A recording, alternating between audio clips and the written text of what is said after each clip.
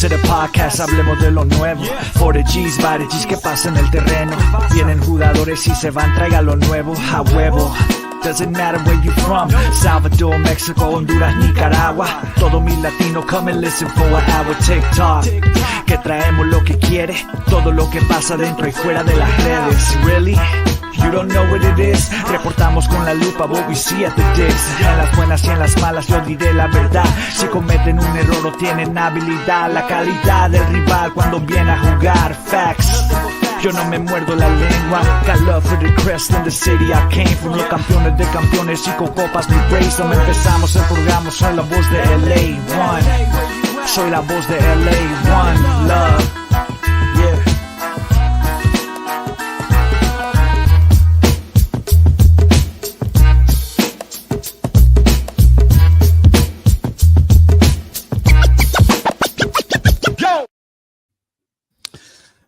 Hello, hola, and buenas, and thank you for hanging out with us on another episode of La Cuna Galaxiana, a very, very important episode as we gear up for another Cali Clasico and then another El Tráfico. So today, we're going to be previewing the Los Angeles Galaxy's Cali Clasico match against their oldest rival, the San Jose Earthquakes.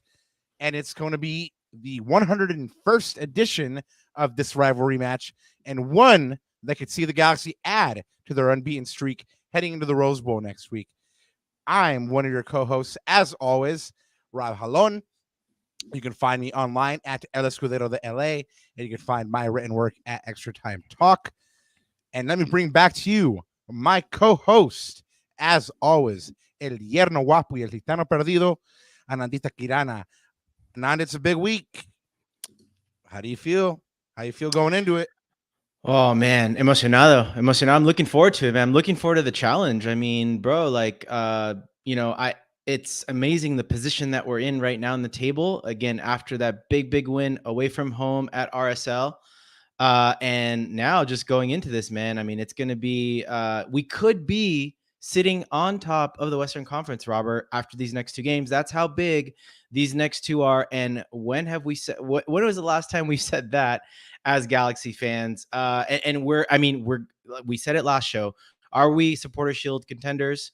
We certainly look like we are. Again, mathematically, we're only 4 points behind Miami with a game in hand. These next two games are going to have huge implications, I think, on how the rest of the season goes, man. I mean, granted, there's League's Cup break and all that, but going to the last 10 games of the season, Greg Vanney, you know, he always says that's the most important stretch, right? And so it's huge. This is huge. It absolutely is, and it's so huge that it's caught me all like choked up. And well, you've had a long couple of days, Papa, and we'll get to that a little bit later. This man, by the way, guys, just drove in from Vegas, and he came back to his humble abode just to do this pod with us. So he's probably just tired of the driving, and I don't know. How's the traffic, Papa? Is it all right? Wayne Newton actually asked me to stay and chill and go party, and I was like, I can't, dog. I gotta go do a pod real quick. Get back at me, big Wayne. But the drive was cool. Not gonna lie, like anytime it's like more than 2 hours, it's kind of like, but no, there wasn't a lot of traffic. It was all right, man. And yeah, like you said, we'll get into the experience at large a little bit later. But yeah, man, I feel like even though I've been kind of like trying to tap into what's going on, I've been a little bit out of the loop. Like, fill me in. What's did I miss anything? Oh man, well, you missed a few things. We'll talk about a lot of those things. I'm sure chat will fill you in as well. By the way, just wanted to say a really quick hello to everyone in chat. What's up, Big Heck? What's up, Crespo? Raul G, always in here, man. Thank you for coming. It's Chris. Hype. Let's go. And yeah, what up to the people in chat? Chat, we love you, man. And we're glad that you guys are back with us, hanging out with us. But Rob, again, we got to fill you in on stuff. So let me go get the housekeeping out of the way. By the way, Gary Cambro. Hey, Gary, what do you think of? I was like, maybe it's because I think I saw your tag or handle somewhere and it was like GCam. I was like, huh, GCam. I kind of like that. GCam. What do you think, Gary Cambron? Let us know. Like kind of like XPH, you know? I like it. A Me GCam. like it. So yeah, Ramizes, what's up, man? How you doing? Thank you again. Welcome back. But yeah, let me get that. Let me get that housekeeping out of the way so we can fill Rob in on what is going on. Maybe I should do the shout outs. Maybe chat and I should do the shout outs and announcement this episode. But Okay, I'm down. Before we get to that, guys, you can always follow, block me, or stalk me at Ananda Galaxiana. And of course, you can find us on all the socials at Lacuna Galaxiana. And of course, guys, as I said before, welcome back to the chat. Welcome back to our YouTube channel. It's nice to have you with us. And yeah, I can't wait to talk LA Galaxy for another hour or so. But if you guys have not yet and do like what you're listening to, and even everyone on playback, go ahead and hit that subscribe button so that you guys will know cuando estamos en transmisión en directo y no lo te pierdas o no te pierdas. And there's Rob's, as GCam has put it before, the voice of an angel, eso es la voz. Yeah. And of course, guys, go ahead and smash those likes up. As Crespo said in the chat, go ahead and do that, guys, before y'all forget. And put someone on, of course, as Robert always says, spread the love, guys. And of course, Roberto, como siempre, antes de olvidarme, for the 116th time, I believe. I just saw that and I was like, oh, 116th show. All right, we're getting up there. Buenos dias, tardes. That's not correct. 116 is not correct. It's way more than that. What, like 216? Anyways, we'll get back to that. Nah. Pero papá. We'll find out. Déjame. Buenos días, tardes o noches. Y bienvenidos a otro capítulo de La Cuna Galaxiana. And yeah, vámonos, man. We got to catch you up, Papa. We got to catch you up.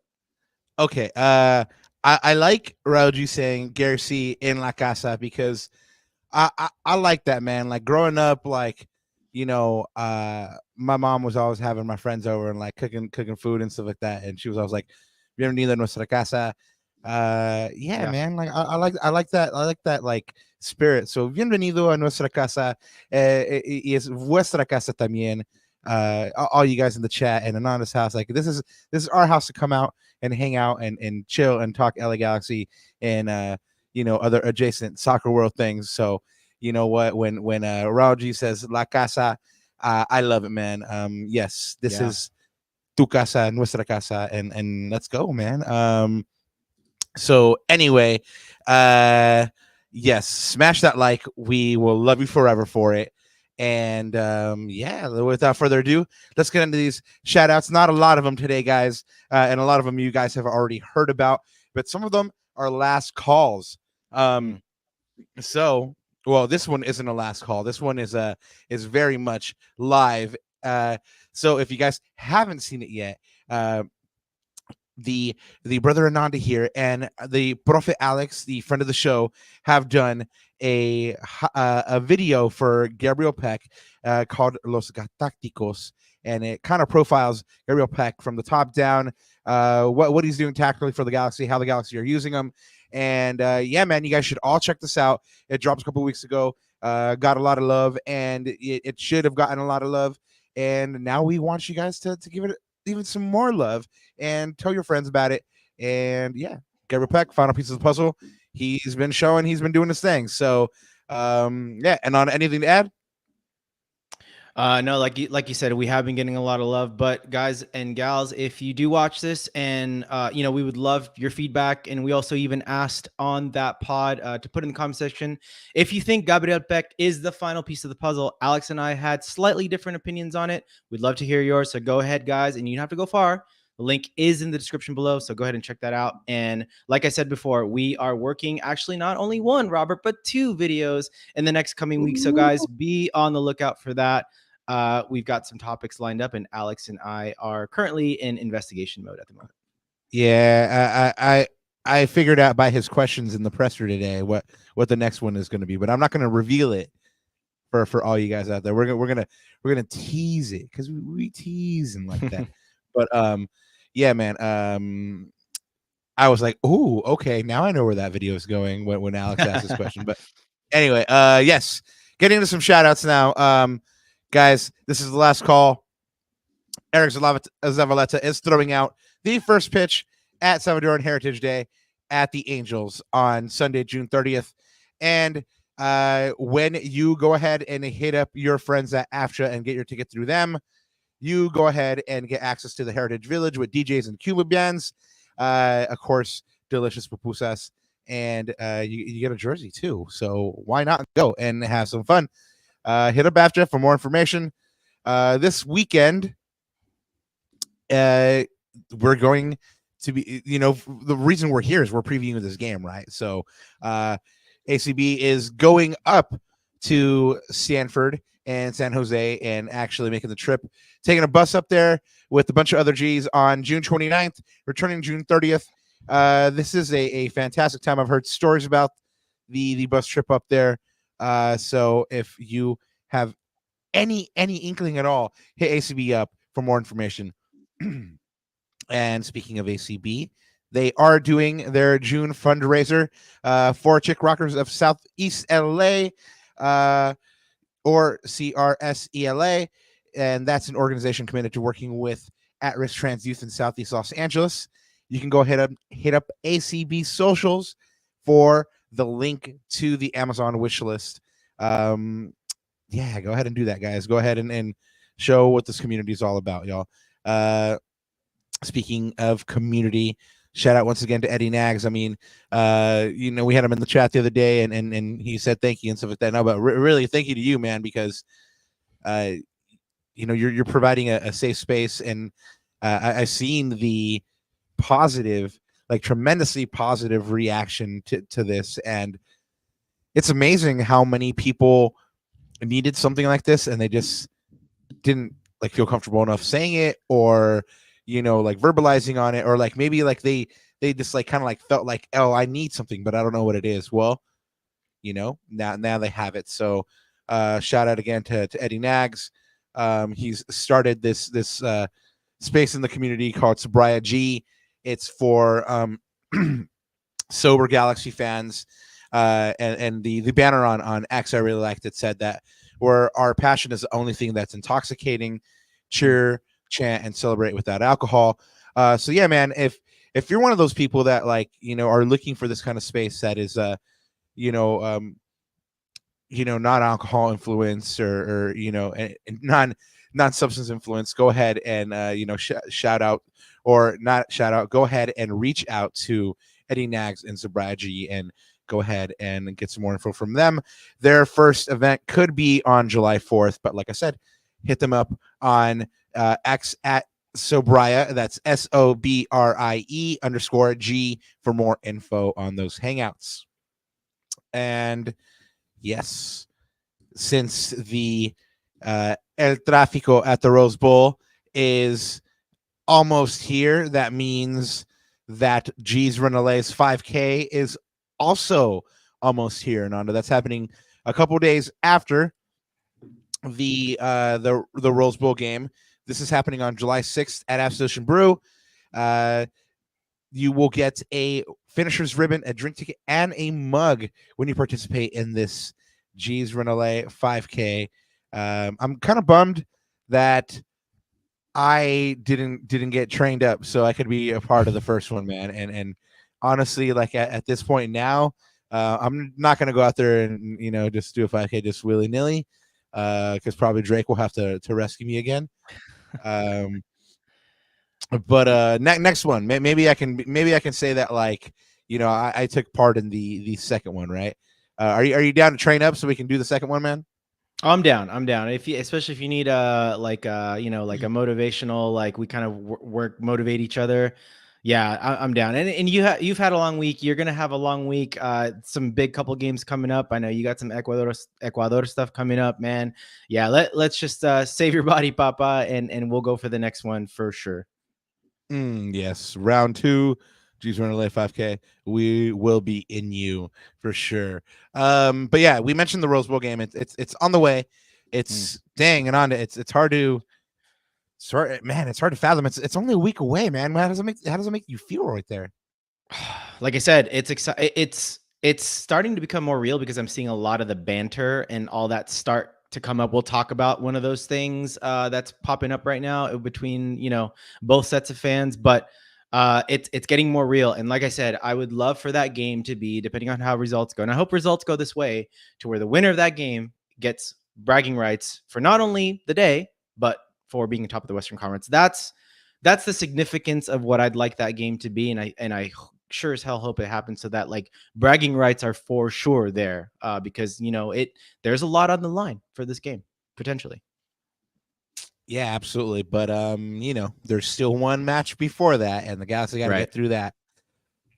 But yes, it's going to be a massive match. Everyone knows, like, it was a fantastic time last year. I mean, well, actually, not everyone. I mean, in one of the things that we'll talk about here in a little bit, I was actually very surprised to hear a lot of these takes or read a lot of these takes about our beloved Rose Bowl. But again, we'll get into that in a moment. But yes, July 4th is only a week away. If you don't have your tickets yet, I'm sure you can find some. But just beware that, you know, tickets, you could probably come up on some for pretty cheap.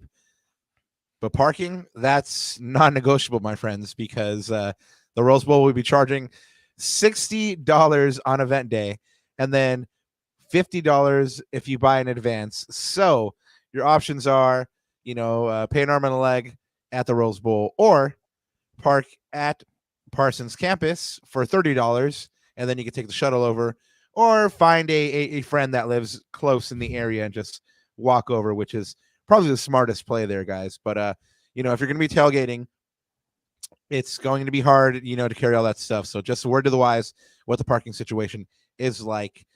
Gates will open at 1:30 p.m.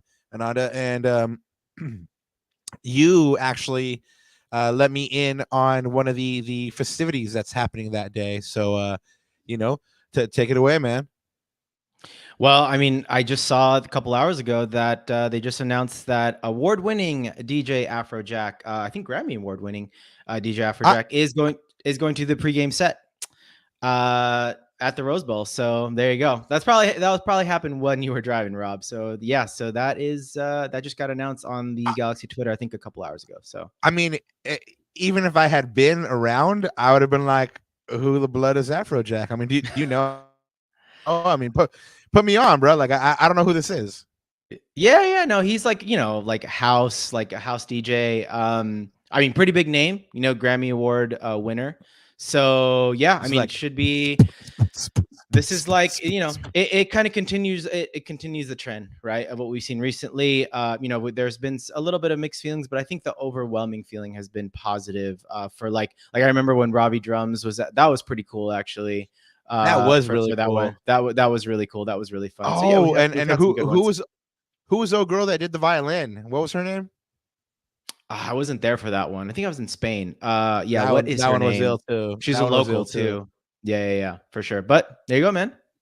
Well, from what I understand, they've been trying to get everybody be local, you know. But I mean, I don't know if Afrojack is. I don't even know who Afrojack is. But you know, from what I understand, you know, everyone's supposed to be like local or, you know, like Los Angeles based at the very least. But so there is your pre Rose Bowl entertainment. Toki Monster. Was it Toki Monster or Super Sam? Oh man, I don't know. Toki it was one of those. Yeah. I wasn't there. I remember that. I think I was in Spain. Oh, apparently it's Chris says, catch me the day before at the Hollywood Palladium, catching Afrojack for a 4-hour set. All right, there you go. Go off, my guy. You get them 2 days in a row. Congratulations. Yeah, man. Yeah. So I mean, you told me like, hey, Afrojack's gonna be there, and I was like, cool. Is that the Cartoon Network character? Like the, you know, like yeah, exactly. I didn't know, man. But well, if you guys out there know, have fun with it. And apparently it's like a big deal. But like I said, maybe I'm just old and out of touch. But yeah, I didn't know. But thank you for putting me on, Ananda. I appreciate it. One that I did hear about, and I started investigating a little bit more on, and you actually let me know, like, hey, we should definitely talk about this. Yeah, let me flash this. Let me flash this, guys. All right, so I did see this, and it's if you guys out there haven't seen or know what we're talking about, and you guys are listening to this rather than watching this, it's basically a post from one of the I don't know, Ananda, is this a group in the 3252? I guess I have no idea. We're just gonna assume that they're part of the supporters group, right? You know what? Like when I did that story on both of the supporter groups before, I recognized the three like badges that like Logos, are right there. Yeah, but I Yeah. don't recognize the Ultras Barras USA. So I don't think the post itself is from one of the It's probably an supporter groups. aggregator. It's probably an aggregator, right? I Or jeez, anyways, I don't know. we'll have But to do some more investigation on that. But yeah. yeah. So anyway, it looks like, you know, they're putting out there this aggregator anyway, is that LAFC supporter groups are boycotting the Rose Bowl game, apparently because MLS quote unquote took away one home game from them and gave it to the Galaxy at the Rose Bowl. I guess the understanding was that the Galaxy would do a game at the Rose Bowl, and then the next year LAFC would do the game at the Coliseum or at SoFi. And this is kind of where it gets interesting here, because you know this is the post I saw as well, and then when I started looking into this, a bunch of people that, like, you know, normally like are kind of credible on the LAFC side, I started reading that they're like, nah, this is fake. Like there's no boycott from 3252 supporter groups. You know, and then what I did read was that there's not a lot of enthusiasm for the game. Like they are sore that they didn't get the Coliseum match or the SoFi match, but that it's not really like a we're boycotting kind of thing. It's more like a they claim they don't really have an enthusiasm for it, and one of the reasons, or the main reason, a lot of them say is because they don't like the Rose Bowl. They say it's crummy getting in and out. They say the parking situation, this and that. Excuse me. But yeah, I saw a lot of this is the only post that I've seen that says that they're going to boycott. Like I said, a bunch of normally credible LAFC accounts that you know kind of pop into my feed. You know, I did some digging, did some investigating, and yeah, they claim it's not really happening. They're just like not really about the game. So I don't know. I don't know if it's real. I don't know if it's not real. Well, I don't know. What have you heard? Yeah, again, you probably done a little more investigating than me. I kind of like saw it and I thought it was funny. I thought the response, of course, this is where I was saying earlier, like the banter started, right? Like the banter starting already between both sets of fans. I mean, you see it in the chat here. Gary says the fact that they want to do a game in SoFi is ridiculous. LOL, heart of LA, right? LOL. So yeah, just those things, right? The banter starting back and forth. So that's really all I've seen. But you know what? Like, again, I don't really care. They can do whatever they want. The reality is we won there last year. They're probably still salty about it. And yeah, I mean, the Rose Bowl is our original home, right? That is our original home for the Galaxy. And I mean, all I know is this is what I care about, Robert, is our fans are going to be there in full force like we were last year. You know, I saw that the supporter section tickets were all sold out, right, from the Galaxy side. So that's all I know, and that's all I care about. And I'm so excited to be there. As I told you, I'm going to be there with not only my wife, but mis sobrinos van a estar, my sister, my brother-in-law, even my parents. So this is going to be really, really fun, man. And I hope they get treated to like a really, really solid and good match. And yeah, they get to see family affair. Nice. They get to see all the festivities. So yeah, should be fun.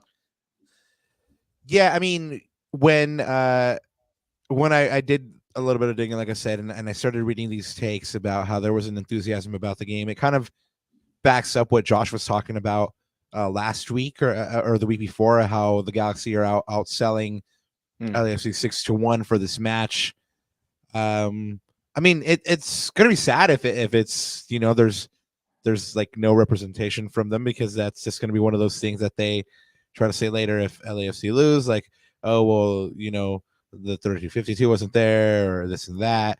And it was a fun time last year, so I kind of want to see it go full force again. Like you said, it's going to be an experience for you. You'll be with family. You'll make some great memories, and what better memories than to say like, hey, we won that game well. We won that game well. There was no kind of excuses anywhere, and now the Galaxy are in first place. But yeah, we'll update you guys as this kind of develops. Like I said, I personally don't think that there's an actual boycott, but I have been wrong before. Ask my wife; she'll tell you. And yeah, so we'll let you know if anything pops. Ananda, while I was away, I had a major sense of FOMO because my friends at Laguna Matata were scrimmaging against one of the Liga G finalists from last season, and from reports, Laguna Matata held their own against these finalists. Give me the update. Let me know what happened. Yeah, I mean, we did well. Shout out Mauricio, man. Thanks for making the scrimmages happen. Papusa Salada.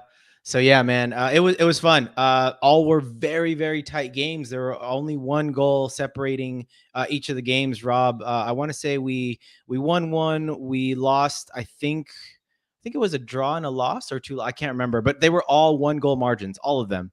So yeah, you know, our team is confident. I think we're getting better as a team. Tweaked a few things tactically, like Vanny did this week. So yeah, things are looking good. Did you bring in did you bring in set piece coach Riqui to help you go ahead and kind of sort out the defense right there? I think you were in my ear about that one, but we have not made that official signing yet, Papa. You guys got to sign up Riqui, dog. Come on, he's gonna bring the team to the promised land. Yes, I just know this. Bonquiqui will be back soon. So Laguna Matadans, yes, I did miss you while I was away, and good job. You know, getting some results against one of the better teams in Liga G. But let's talk about why you were actually away, Papa. Why you were away. We'll talk about that in a little bit. Oh man, I had court, dog. No, I'm just playing. No, that was a lie and a joke, and so, you know, no one take that seriously, especially for prospective employers out there. Real quick before we get to the next topic, Gary Cambron asked, did you get your Aquino Topps card yet, Papa?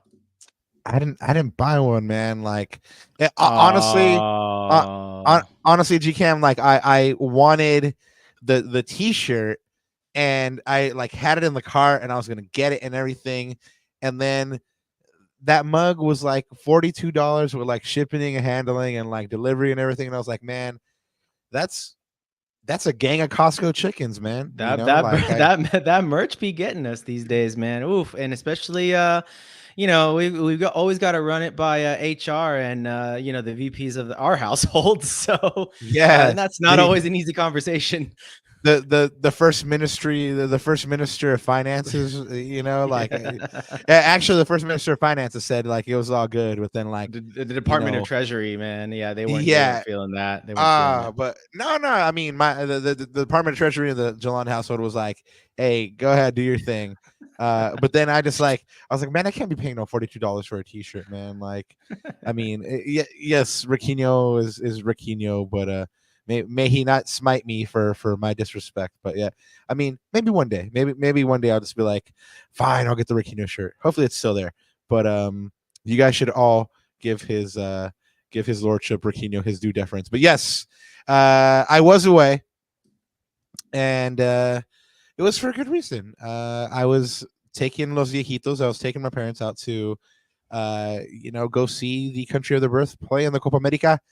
And it was the second round of this tournament, and yeah, it got off to a bang here, man. Well, Canada got their first win in Copa America history with their 1-0 win over Peru, and then yeah, things got wacky in the Argentina-Chile game, man. Argentina-Chile is always a cracker. Always. As you guys know, there's been a couple of Copa America finals decided between these two teams that have gone all 120 minutes and then some, and then penalties, and then they did it again the next Copa America. So yes, this game is very incendiary. It's very, very heavy. The challenges are very rough, and at the end of this one, Argentina ended up winning 1-0 on a somewhat controversial goal. I saw some parts of this game, Ananda, but I actually read more about it than I saw, and Chilean fans seem to think that they have a lot of like a big case for being robbed in this game. They say that there was a red card on DePaul that did not get called. I mean, they put up some compelling evidence in these threads, man. But whatever the case it is, in the official record books, Argentina goes in to the third match day with a victory. They're all but qualified already for the second round, 1-0 over Chile. And then the big surprising result of the match day was Venezuela beating Mexico 1-0 to keep making history and book their round into the next phase, book their ticket into the next round, rather. That gives them 6 points in Group B. They are the leader. I think that no matter what happens now, they will be the leader and win that group.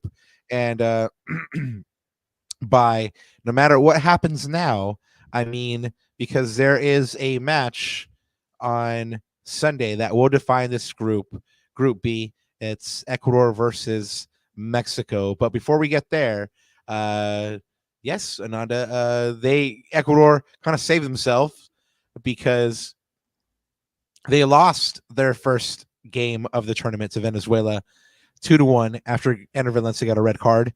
And everybody picked them to win this group or take second in this group.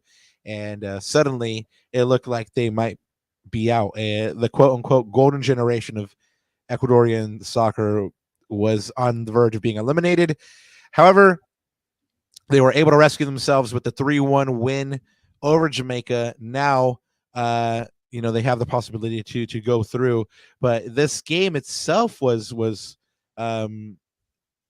kind of disheartening, Ananda. Ecuador, I feel like if you saw them match up against Jamaica, they had more technical quality. They were the better side. However, they played down to Jamaica. The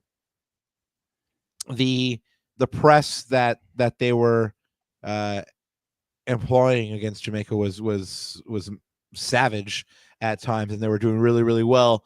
Unfortunately, in the second half, they came out and they looked like they were a different team again, just like they played against Venezuela. In the second half, they were much more defensive.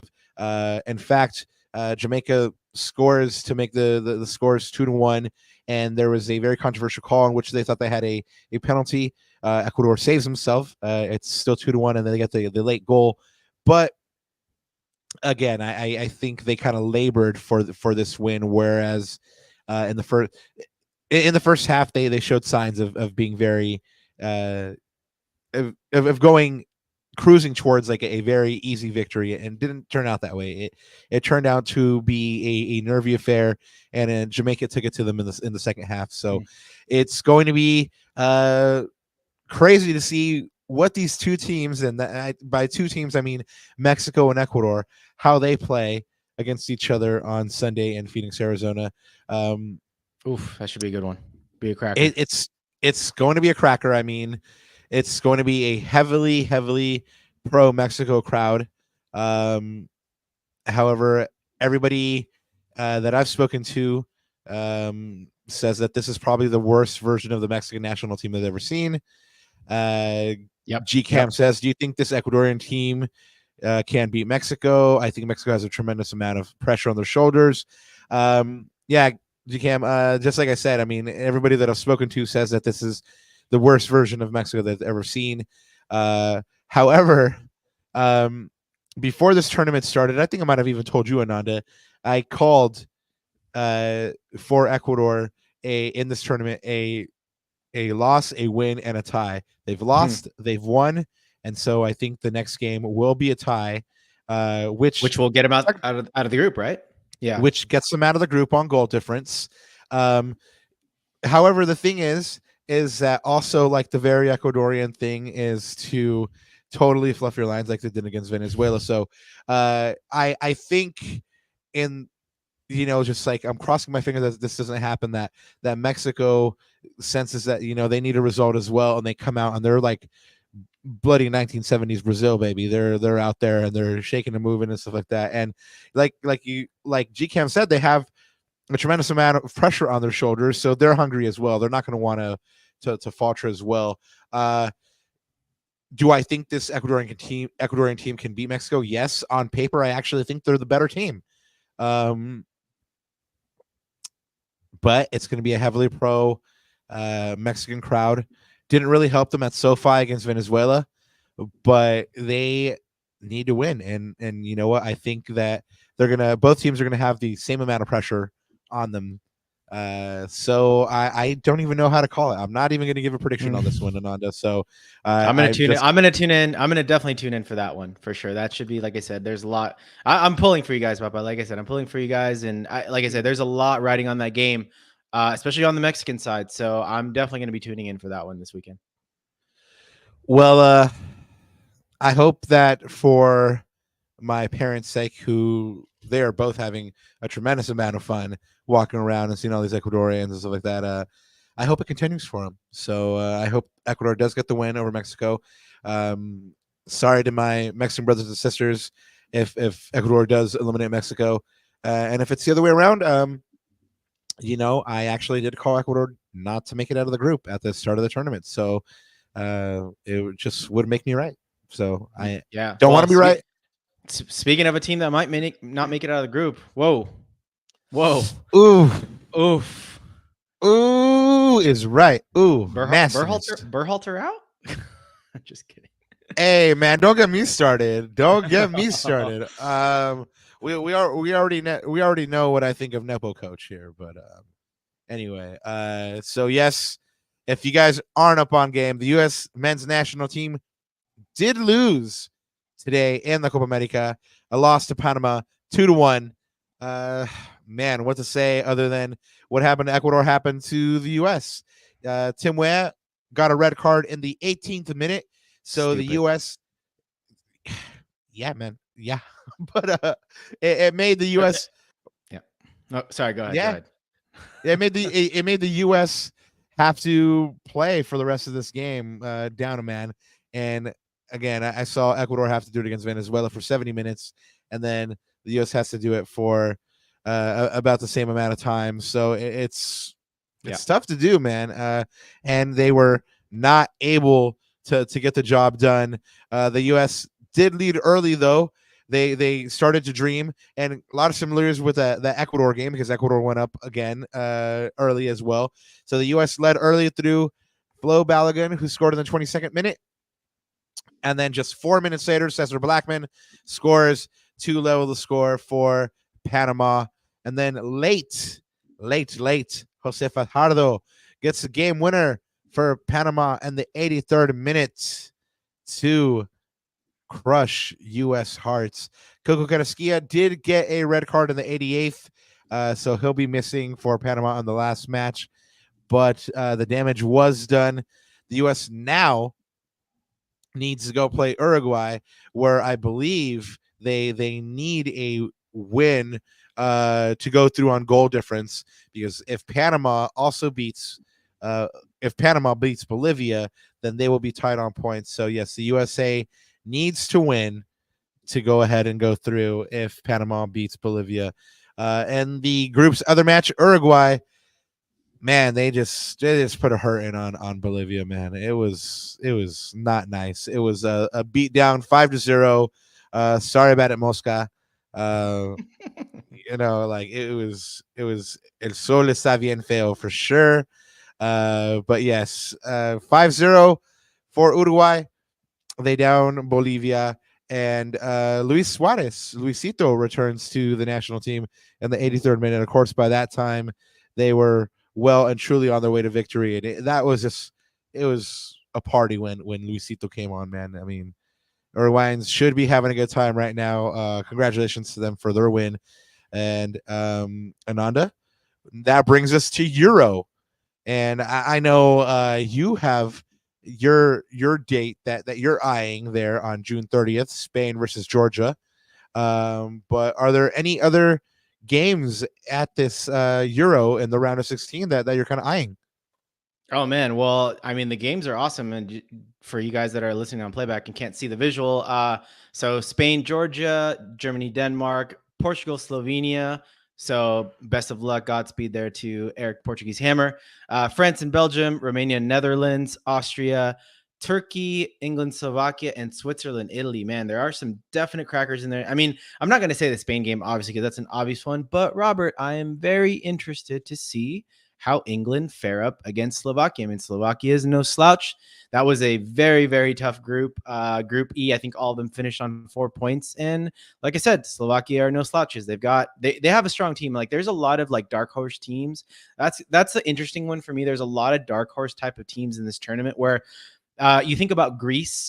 What year was that they won the years? Like I can't remember off the top of my head right now, but you've got those tournaments sometimes where you have those dark horse teams where they're really, really good teams. No set superstar necessarily. So you look at like Austria, you look at teams like Slovakia and Romania. There's no set stars, but man, they're really, really strong and a really strong team. By the way, quick footnote, Ralph Rangnick, ex-United boss, is killing it with Austria. So, Rob, like I said, United kills careers. I'm just saying. Anyways, let's move on. Yeah, you had to go there, huh? I had to just kind of sneak that one in there. But no, England, Slovakia, man, England's under a lot of pressure. Per the usual, I've seen a lot of their English media. Just hound on that team, and they are on top of that team. It'll be interesting to see, man, because I think if Gareth Southgate loses this one, or even in the quarterfinals, I think his time might be up. So that's going to be the most interesting one for me to watch, I think. What about you? Actually, that La Furia game against Georgia, because Georgia just took out Portugal. Not took them out because it was the last game of the group stage, but they just defeated Portugal, and well defeated was Portugal as well. And I really like Quaradona, man. I usually buy him in FIFA on my career mode for manager, and yeah, he's a great little player in FIFA and a great little player in real life. Just inspiring that Georgia side. So I want to see if they can do it again, 2 games in a row. Can they keep up this belief that they showed against Portugal, one of the bigger sides in Europe and the world?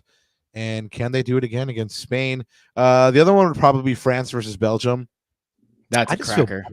I just feel bad for Lukaku, man. I want him to score something, man. So I just feel bad for the dude, man. Like, hopefully he scores. And then, he could just be like, haha, like Haka what? So anyway, that's the other one that I'm kind of like looking at. Romania versus Netherlands is interesting as well. I mean, my dad is always had like a big thing for the Big Orange Machine. So yeah, that's my other team too. Yeah, it's gonna be fun watching that match as well. A lot of good soccer in this round of 16.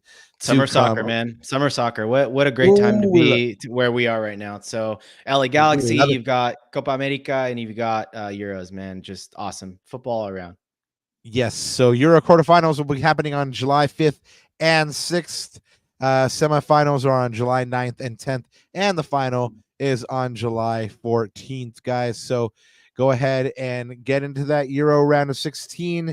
You're not too late. In fact, this is where it starts getting dicey. So go ahead and start checking out the Euro. Copa America is also going on. Go ahead and check that out. Vamos Ecuador. You can do it. I know you can. And Ananda, let's talk some stash. Let's talk some Tommy Bogert. He dropped a video today. And he did kind of like a broad like all team, like, transfer news video. about an hour long. So if you are what the kids call an MLS sicko, go ahead and find out about every single team. Go ahead and catch this video for Galaxy fans that just want the Galaxy and nothing else. That's where Ananda and I come in, and we go ahead and tell you what Tommy was talking about in this video. So basically, he was talking about that Jalen Neal's in negotiations for a new contract. We had already told you on the spot he had about 18 months left on his contract, and of course, it's been a constant that he's had European clubs scouting him. Some of the clubs in the past that have scouted him are some Dutch clubs, some Championship English clubs. So, I'm glad that the Galaxy are working on this contract right now. Jalen Neal, of course, is 21. He has 25 games played for the Galaxy, 20 of those being starts, and he's worth about $800K on transfer market, but he is priceless to us. So I can't wait to see him develop here with the Galaxy a little bit more. Hopefully this does get done. Tommy also gave us an update on Marco Reus to the LA Galaxy. He said that the Galaxy and Reus are still working on a deal. Last we heard before this, they were working on this deal, and Marco Reus wanted to visit LA, wanted to see what the Galaxy looked like up close and personal. Looks like they are still working on that deal. Tommy did say that should they land this deal, the Galaxy will just have an embarrassment of riches in attack. But for him, he thinks the Galaxy needs another center mid. Let's see what they're going to be able to do with the resources they have. Ananda? I was gonna say, to be fair to him too, as part of his roundup, I think he's been one of the few guys, Rob, in the media. I remember him doing the CVI show with Josh at the CVI, the Corner Galaxy Live, and he's always been pretty positive about the Galaxy, like in terms of their outlook from the very beginning of the season, right? And Rob, that says a lot, because I think his colleagues haven't been given the Galaxy much credit, and now they're starting to change their story a little bit, right? Yeah, well, his colleagues caught the fade the other day from Pretty Riqui, man, from AKA the Prince Who Was Promised, AKA Riqui Pooge, AKA Little Johnny Bravo. Man, he put out a very very charged tweet in which he says, well, he has a picture of all the predictions from all the pundits there. You got your Marcelo Balboa's in there, Miguel Gallardo's, you got your Sasha questions, your Caleb Kyle's, you got your Joseph Larry, Diego Valeri, Weeby. I remember when I called out Weeby the other day I actually said 9th or 10th, but it was 7th from him. But anyway, all these pundits, I believe Sammy Sadovnik and Diego Valeri were the ones who picked the Galaxy to finish highest. They both picked 4th, and no one else picked the Galaxy to finish any higher than that. In fact, you have a couple of in there, Kendria de St. Albin, who picked them to finish 13th. 13th, Papa. Jeez. Yeah, so yes, the pundits were not kind to the LA Galaxy going into the season. Kayla Kyle actually said, well, Riqui, you didn't really do anything last year, and we didn't know you were going to have competent wingers, so that's why we went this way. But Riqui puts out we trust you. You are so good. Bring that back, Ananda. We gotta just live in this tweet right here. We trust you. You are so good with predictions. Enjoy the LA Galaxy this year. And apparently he had receipts as well on the LA Galaxy being back or not back. I think for me and I don't know about for you, but for me, Joe kind of settled that debate when we had Joe on. Yep. But I'm glad he's feeling himself like that, Ananda. How did you take this? I love what Raul G put, because it's just totally Riqui, man. He's sass. He's all sass. He's always been that way. Remember, he loves participating in the banter, especially between LAFC fans and El Tráfico and all that stuff, like the whole payaso thing, blah blah blah. I have to stop you real quick. Because it's not sass like sassy, like Raul G means sass. Have you heard that expression? Okay.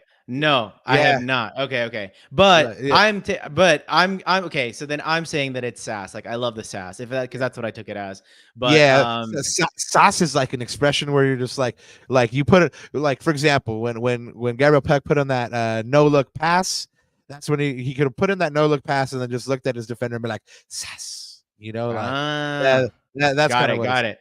Sorry, man. I'm not down with some of the kids' lingo these days. I'm aging myself up. But there you No, go. no, that's like that Latino like lingo, it's like sass, that's like or like when you fade your homie on something, it's like sas culebra. Yeah, I mean, the Latino lingo I try to pick up, but I'm more in tune with the Espanol lingo. That's why I'm putting you on, dog. That's why I'm putting you on. Yeah, there you go.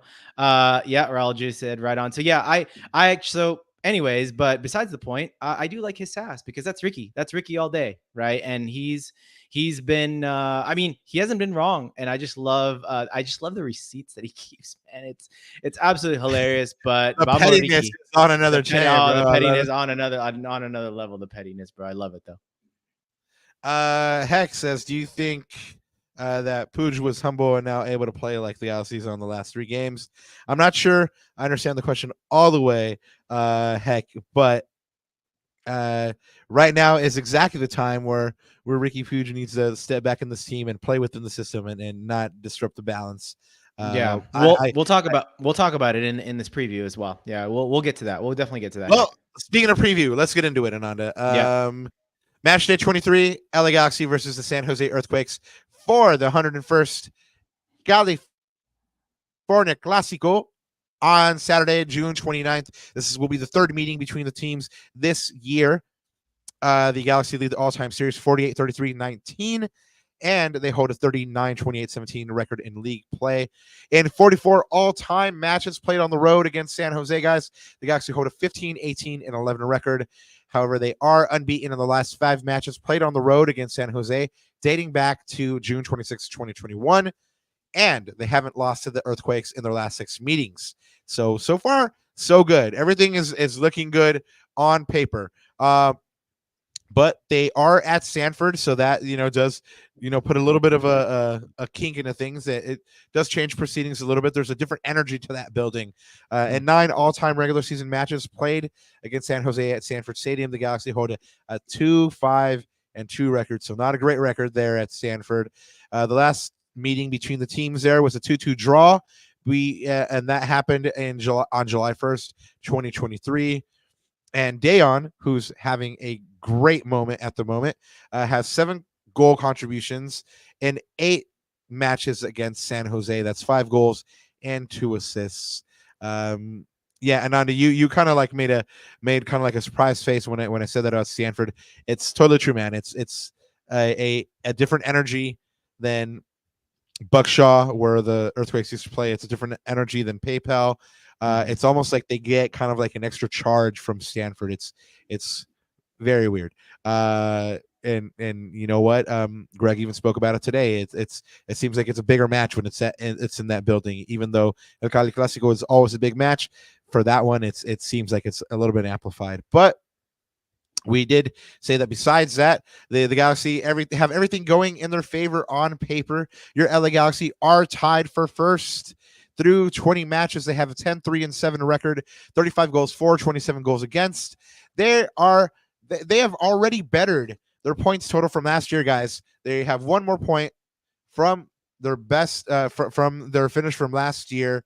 Last year they ended. Yeah, it's absolutely crazy. The progress has been wonderful. So last year they finished with 36 points. Right now they have 37 points at the moment. So everything from here is this extra gravy. Go ahead and get yourself the best playoff position you can. And snaps, I mean, if you're really feeling yourself, go for that supporter shield. Why not? This is the best start under Greg Vanney.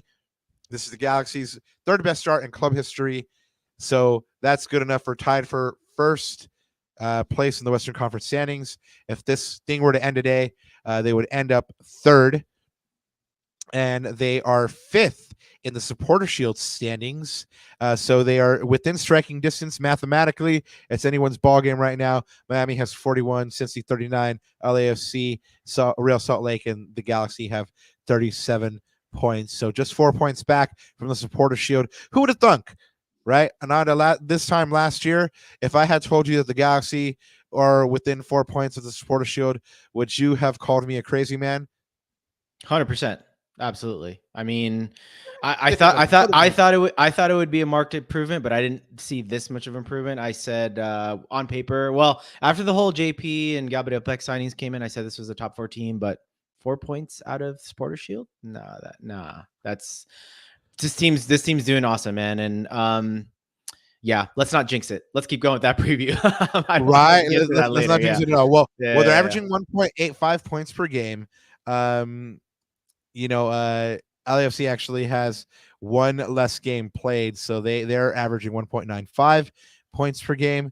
But like I said, it's anybody's ball game right there at the top. I mean, even the Red Bulls on 34 points, I mean, are still within striking distance.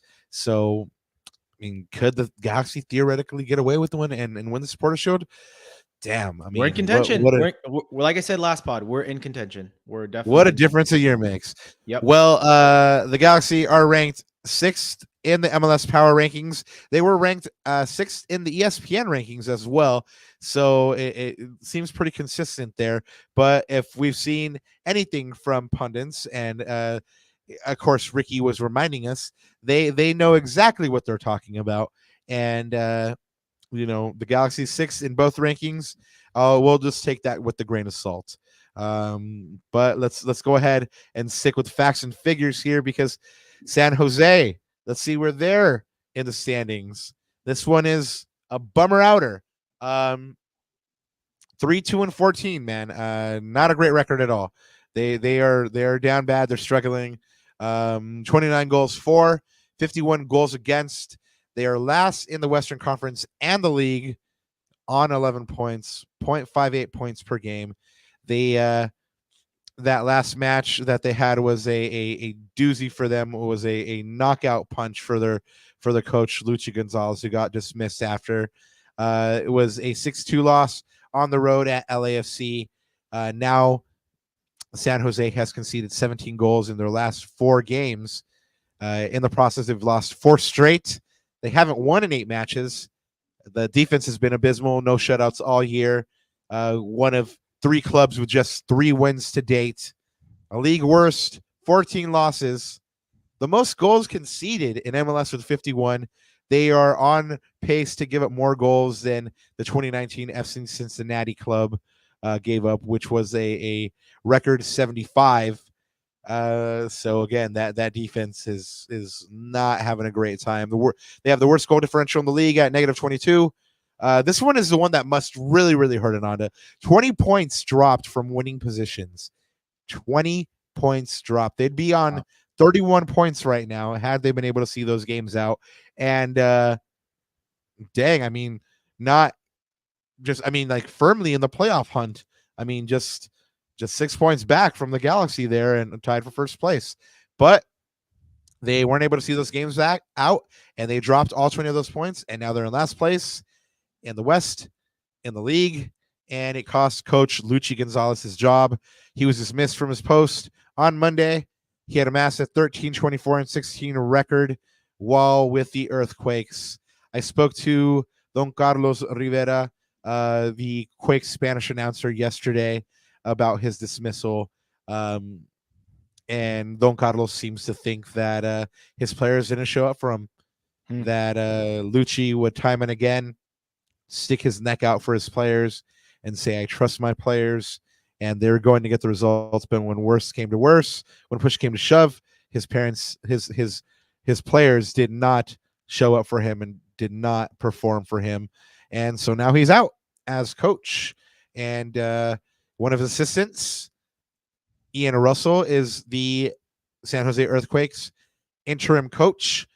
He's the former Quakes midfielder, and he's been a part of every single significant achievement basically that the Quakes have had in the last 20 years in terms of titles, US Open Cups or MLS Cups.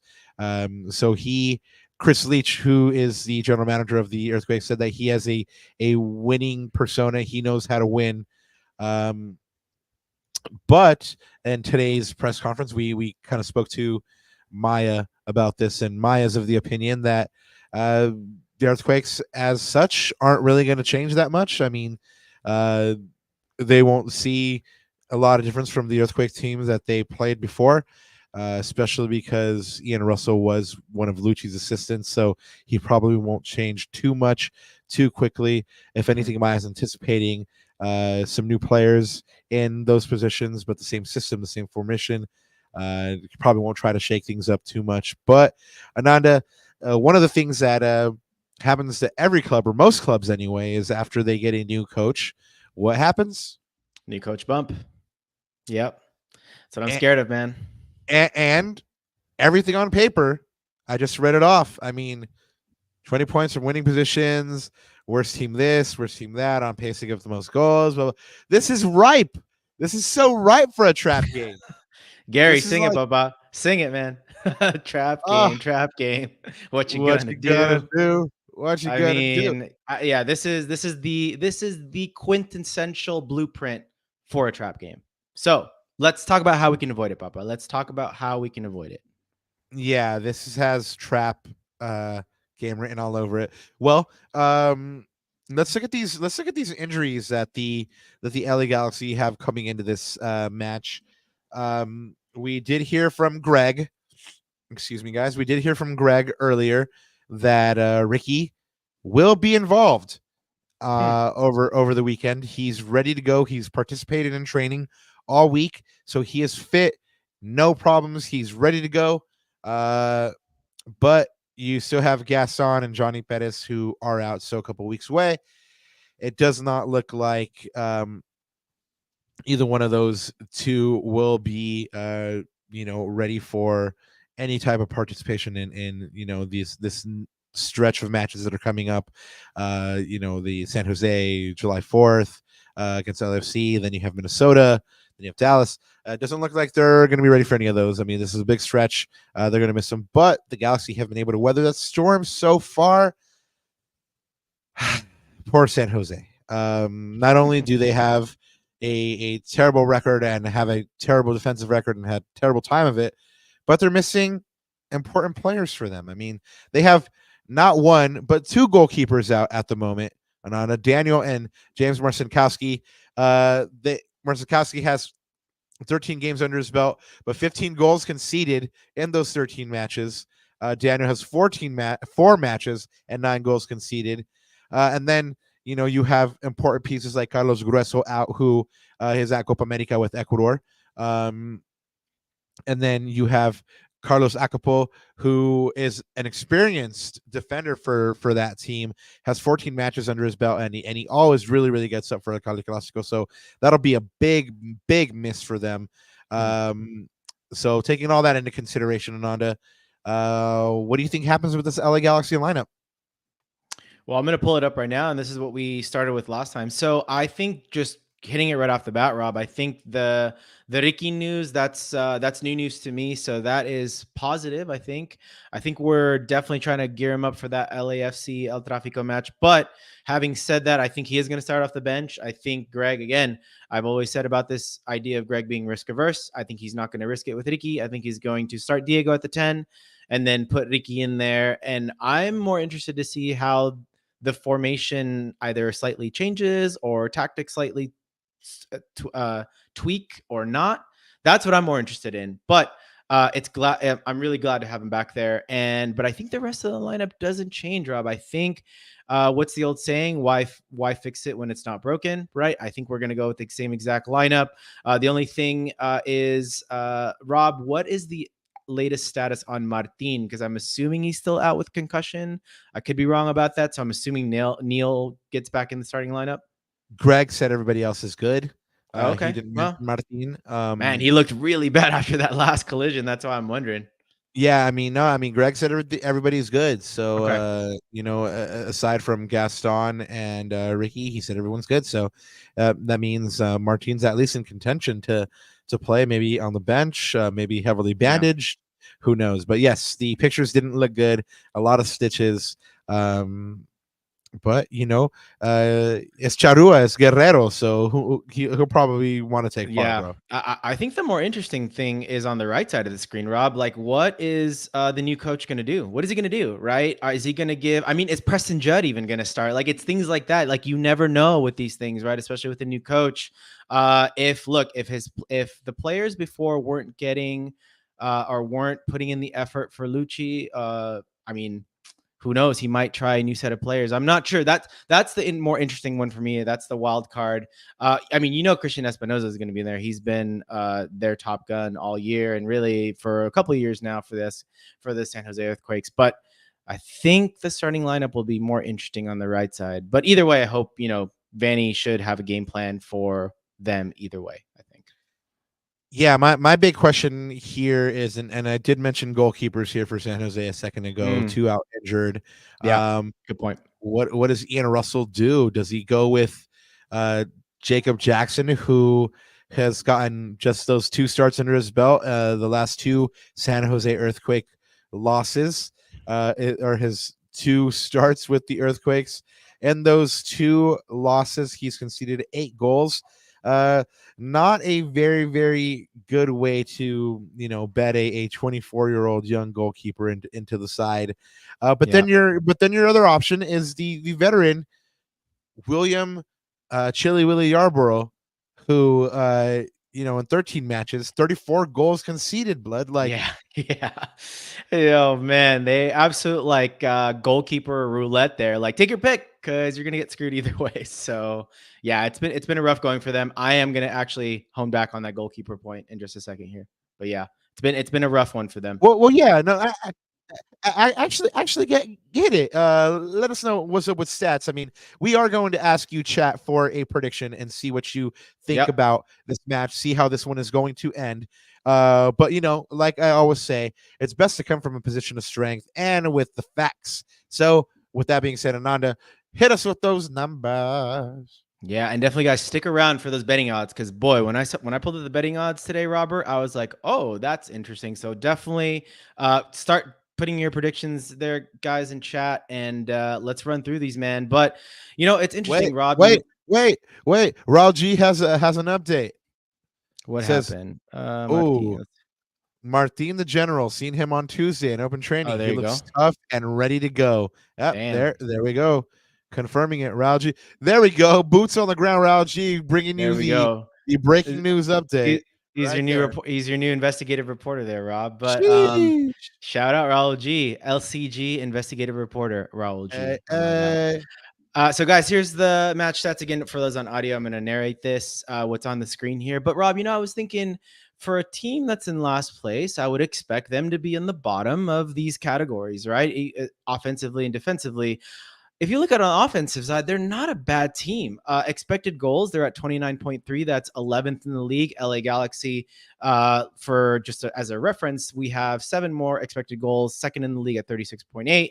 Shots on target per match, they only average 1.5 less than us. LA Galaxy at 6. San Jose has about 4.5 shots on target per match. Big chances. LA Galaxy, 6th in the league at 59. San Jose Earthquakes at 51. That's 10th in the league. Offensively, they're not a bad team, Rob. And so it's a little bit surprising, right? But like you said, I think their problem has been managing games from winning positions. You read that beautiful stat of how they've not been managing games this year. And that's really it. And it's because a lot of it is on the defensive end. Rob, it's funny. You look at clean sheets and you're asking me, wait, Ananda, you messed up. There is no line item there. Where's San Jose? They're not even on the graphic. You know why they're not on the graphic art? Because they are the only team in MLS this year that has no clean sheets. That is an amazing stat, I think, if you ask me. You look at the XG conceded. Now going back to the goalkeeper conversation, their XG conceded, Rob, is actually not far off from where we are, the LA Galaxy, which is not great. 33.9 XG conceded, and the Galaxy have it at 32.6 XG conceded. So again, not that far off. But here's the difference: the LA Galaxy has actually conceded 27 goals this year. That's an overperformance of 5 goals versus the San Jose Earthquakes. They've conceded 51 goals this year. That is a negative 18 differential, if I'm doing my math correctly. And again, what have we said, Robert? I've said this before when we analyze stats, a big part of that is your keeper, right? And how good they are in preventing shots. You've talked about their goalkeeper roulette. They've had a lot of trouble in that department. San Jose's 19th in the league at saves per match at only 2.9 saves per match. And if I go to the next slide, this is my sort of the silver bullet stat with goalkeepers, Rob. As you always know, that post-shot XG plus or minus. Look at that. Minus 13.8. So basically that says that the San Jose earthquake goalkeepers combined have let in 14 more goals than they should have. And that, my friend, tells the entire picture. I think that's been a huge one for them. I wouldn't be surprised if they do something in the goalkeeper transfer market this summer, but yeah, something's got to change on their end there. Well, they have keepers. They're just injured, bro. Like 2 of their keepers are. But when Daniel was in there, he wasn't doing what's the stat that you read off? 4 games, 9 goals let in. He wasn't. Remember, we matched up against Daniel in the second game of the season when we killed him up there 3-1. He wasn't that great, man. And Daniel actually was the one that kept them in games last year and had, I think they were at 7-8 seed last year. I can't remember exactly. They were definitely a playoff team. Daniel was a big part of that. I remember looking at the post-shot XG stats last year. He was up there. This year, completely opposite story. Yeah, well, they have had their troubles. Goalkeeper being one of them, goals let in another one. But you mentioned they don't have a problem scoring goals, and it's because of guys like Cristian Espinosa, who is always dangerous. I mean, he's one of the danger men for San Jose for sure. Such a good player. Yeah, absolutely. I mean, if he were on another team, I mean, he would probably be one of the better players in MLS or best players in MLS, just having just the horses around him or the pieces around him to actually contribute. Yeah, definitely. But 3 goals, 10 assists, 19 matches for Cristian Espinosa. We know about him. We've talked about him basically every time Cali Clasico comes around. Same thing with Jeremy Ebobisse. He has 4 goals and 1 assist.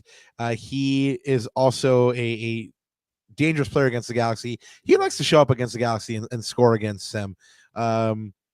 Then you have the newer signings for the Earthquakes this year. Amal Pellegrino has 5 goals in 14 matches. There is a lot more expected from him. Don Carlos confirmed that he has Pellegrino has a big debt to repay to Earthquake fans because he hasn't been the player that they've expected. And then they actually have the player that is known around the world as Diego Maradona's nephew, but is starting to make a name for himself in his own right. Hernan Lopez, he came over from Argentina, Quakes DP player. He's only played in 9 matches so far for the Quakes, but he's looked pretty decent. 4 goals and 2 assists across all competitions. He did score in his first MLS start, that 3-2 away win against the Colorado Rapids all the way back in May. So yeah, man, honestly, you know who to look out for on this Earthquakes team. You have Cristian Espinosa, Bose, and then even some defenders get into the act. Vitor has 2 goals and 3 assists, but really for me, I think the unknown right here is Hernan Lopez because the Galaxy haven't seen him yet. So he'll be kind of like the X factor, the unpredictable X factor for the Galaxy. Anybody you're looking at on San Jose? Yeah, just the same usual suspects. I mean, again, they've got Preston Judd off the bench too. Rob, remember Preston scored against us, I believe was it the last game or was it the first game? I can't remember. I think it was the first game. I think that's it was off that set piece. Yeah, I know. I think someone said in the chat earlier, I think maybe it might have been GCam, but poor Preston, man. I mean, he's, I remember guys, we talked to him earlier this year. He was really excited. I was excited for him about the opportunity that he would get at San Jose. It's been a tough going from 14th to 14th, man, poor guy. But hopefully Godspeed for him and hopefully he gets more chances. Hey, with a new coach, you never know, right? He might get some more playing time. He's got to show it on the practice pitch. Yeah, I mean, the new coach is going to come in and say, well, this guy let the old coach down. I don't want to use him. This guy let the old coach down. Could I be. don't want to use Maybe Preston gets a chance. Who knows? I hope for him he does. Fantastic guy, super super nice. Real Danger quick, man. Yeah, I was gonna say, go ahead. That's exactly what I was gonna get to. Before we get to predictions, like, who do you think needs to step up for the Galaxy this game? Give me one player.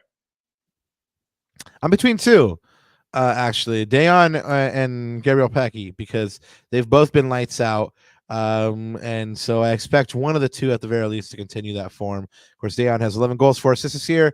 Pecci has 6 goals, 7 assists. And during the stretch here where Riqui Puig and Gaston Bruggeman and Johnny Pettis have been out, they've both been fantastic. GCam himself says paint still. I did talk about that. That was my pick. That was my pick. Yeah, cool. Yeah, I did talk about that last pod. Who, when we talk about Gabriel Pecci, and I did bring up, is Gabriel Pecci starting to overtake Joseph Painso? You said it's just good that both of them are, in the conversation. But yes, that was my point of contention. Then yes, he needs to start, getting those one-on-ones in there. I mean, I think there's 7 or 8 goals that he's left on the table. He needs a goal, and he needs a good finishing goal. The one obviously was a tap in. Tap-ins are never easy. We've seen a lot of players fluff their lines right in front of the goal. But he needs like a nicely worked, really solid goal. I think for his confidence, right? He needs it for his confidence more than anything, especially getting back into 100% and to match sharpness. So yeah, JP for sure. JP for sure for you. Yeah, no, definitely he needs to go off. But one of these two, Dayon or Gabriel Pecci, they go ahead and become star men in this match again. You mentioned the betting odds, and now you got me all interested on that. All right, guys. Again, start putting predictions down there. But Rob, check out these betting odds. So the line is San Jose Earthquakes, the home team, remember, at Stanford Stadium, plus 155, which is about a 38% or so. LA Galaxy is at plus, well, if you look at DraftKings, they're at 130, but if you look at SofaScore, they have them at plus 150, which is a 40% chance. So basically, Rob, they are giving the road team, the LA Galaxy, a higher winning percentage than the home team, the San Jose Earthquakes. And so that caught me by surprise. Definitely. I mean, that just goes to show you where both teams are in the table. Yeah, I looked at this like, that's exactly the first thing I thought. Major trap game. The odds are saying that the road team, I think this is the first time I've seen this, that the road team is given the higher chance. So yeah, like you said, trap game written all over it. Absolutely. This is a setup, man. This is a setup for sure. This is kind of like when your wife asks you like, "Oh, she's pretty, right?" And you're just like, "I'm blind. I don't know. Que no veo nada. Que no puedo I don't ver. know. I'm blind, homie. Like, don't try to set me up with these traps." Nah, this has got a trap game written all over it, man. Just like all the stats, the odds, the betting odds. I mean, just the new coach bump, man. I don't feel good about it at all. Like, honestly, I do not feel good about it at all. Honestly, I think that, but on face value though, like on paper, man, that's kind of like such an absurd thing to think about or say, right? Like, anyways, I'll get back to your prediction, but I will give you mine. But I want to hear if chat also thinks it's a trap game. So let me go to the chat. Ruiz says Chicago fired deja vu. Well, yes. Let's start. Let me start from the top to see if I can click on this thing. All right. So XPH trap game, but I'm gonna buy a Galaxy win for 2. AG says 2-1 win.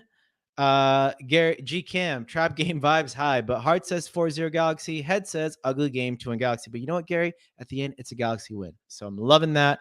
Ramizes, quiero un 5-1. Peck, Decky, Pooch, Maya, and El Mago de Berry. Hey, that would be 3 goals this year. Berry. That'd be 3 goals this year. And then, like you said, Leo said Chicago fired deja vu. So wait, Leo, are you saying a loss? What are you saying there? Give us that prediction, Papa. Yeah. Give us that prediction, man. You go first this time. I'm gonna give you mine. It's going to be the exact score line as the second game of the year, and that is a 3-1 win. Rob, I'm confident. I'm not falling in the trap game vibes. I've seen enough. I call them repeatable patterns. So I've seen enough things on the pitch that are more than repeatable I think we've got a really, really good thing going, especially with that slight formation tweak that Greg Vanney's instituting. I love the depth on this team. All the players are confident. We've seen it sort of in all of the post-match, team photos and stuff. You talked about it last game as well, which, by the way, guys, we are going to start posting clips. And there was one thing that you said in there whereas you could see this team's camaraderie. You could see the confidence building in this team. Everyone's believing in each other. Everyone's believing in Greg. And I think those are the little intangibles that I think last year I would have said, nah, this is totally trap game and I'm falling in that trap. This year I'm saying, nope, I'm coming into it confident. We're absolutely going to smash them and it's going to be a 3-1 scoreline. Man, you've been way more optimistic on these than I have recently. First place, tied for first, Papa. I have reason to be optimistic. I have reason to do it with chest, right? And you wearing that shirt too, which is a banger. Shout out FU USA. Yeah. FU USA. I love saying that. FU. Yeah, that's got to be like FU. Leo says hopeful for a win, but trap game 3-2 loss. Ooh, that's rough. Hey, I hope you're wrong. But damn, I'm really, really trying hard not to go that route. I'm actually calling a tie. Oh, I hate you. I just, like I said, I don't feel good about it. We need to speak these things to existence, Papa. Like I said, when we were watching that last game, or we're texting each other back and forth. Yeah, no, you're right. Speak them into existence, but this is a prediction. Just again, like everything in my heart says, oh, Galaxy should smash this team. And maybe I'm just too accustomed to the last 10 years and they haven't reconditioned me, but everything is saying they should smash this team, which leads me to believe that they will not smash this team. They're starting to get me to change my mindset, but it's not all the way there yet. So, yes, I think it'll be a tie. I'm calling a 2-2 tie. It's always high scoring, right? Always high scoring game. That's why I call 3-1, maybe even 4-2, something like that. Yeah. And you know what? The Earthquakes give up a lot of goals. The Galaxy, when they're stretched on the transition, they give up goals. So I mean, 2 cleans in a row. 2 cleans in a row. 2 cleans in a row, Baba. 2 cleans in a row. So yes, I'm calling a tie. That 2-2 tie. Unfortunately, don't hate me, guys. Don't come at me. Don't cancel me. But yeah, 2-2 tie. But that still means that they're unbeaten going into El Tráfico. So Leo says, breaking out the Palo Santo, cinnamon sticks, moon crystals, and sacrificial chicken nuggets. Don't forget the sacrificial Baby Ray's barbecue sauce for them chicken nuggets. Guys, well, that's what we got for you. I mean, like we heard y'all predictions. We gave you ours. Big week coming up. I mean, the Galaxy have a game on Saturday, then Thursday, then Sunday. And the next 2 matches are big ones, the Cali Clasico, followed by an El Tráfico. And then you have a very, very good Minnesota team at the Digs a couple days after that. Guys, like we mentioned, the next match after San Jose is at El Tráfico Rose Bowl. Be there to support your LA Galaxy. Of course, we will be there. Come find us. We'll be walking around. Come get a slap. Come get a sticker. Come say what up.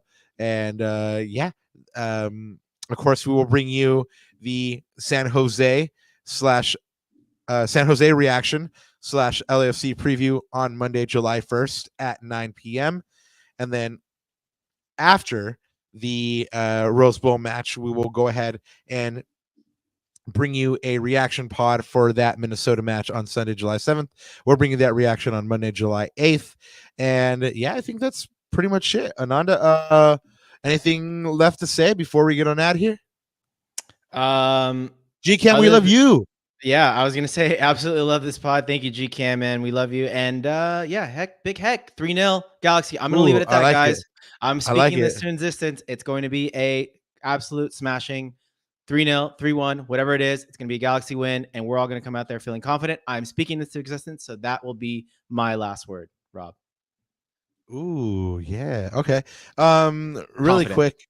This is you know, one of the things that I miss most about being in you know, just in the stands and stuff like that is singing a good LA Galaxy song. So I think pretty soon, maybe on the next pod, we're going to share our favorite LA Galaxy chant, and then I'm going to share a couple of new ones that I came up with as well, and see if we can get them out there into the ether for the folk. But yes, LA Galaxy fans, it's a big week coming up. Another 3 games in a week coming up, and your LA Galaxy are 4 games unbeaten. Sorry about that. 3 games unbeaten.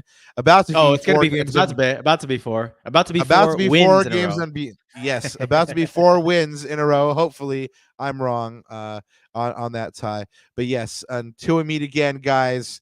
Thank you so much for listening to this humble little pod.